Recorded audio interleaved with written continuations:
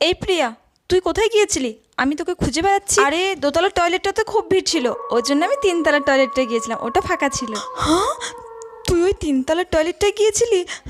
তুই জানিস না ঘটনা ওটা কেন ফাঁকা পড়ে থাকে? আমি তো জানি না কিছু। কি ঘটনা? তুই জানিস আমাদের কেয়ারটেকার দাদার বাড়ি ছিল গ্রামে। উনি ওনার বউ আর ছেলেকে নিয়ে এসে ওই তিনতলার রুমে ছিল। তিনতলার টয়লেটটা অনেক দিন থেকে বন্ধ ছিল, ওইখানে কেউ যেত না। অনেক বছর আগে নাকি ওইখানে একটা দুর্ঘটনা হয়েছিল, সেই থেকে এইভাবে চলতে চলতে হঠাৎ একদিন সন্ধ্যাবেলা ছেলেটাকে আর কোথাও খুঁজে পাওয়া যাচ্ছিল না। সব ঘর তন্ন তন্ন করে খোঁজা হয়েছে, কিন্তু ওই তিনতলার টয়লেটটা ওটা তো খোলা হয়নি, ওটাতে অনেক দিন থেকেই বন্ধ পড়েছিল। তারপর ওই তিনতলার টয়লেটটা খুলে দেখা হয়, ওখান থেকে ছেলেটার লাশ পাওয়া যায়। হ্যাঁ রে, আমিও শুনেছি ওইখান থেকে ফুপি ফুপিয়ে কান্নার আওয়াজ। আমি তো জানি না ওখানে কান্নার শব্দ পাস। আমিও তো কান্নার শব্দ পাচ্ছিলাম, কে যেন কাঁদছিল। ওরে বাবা।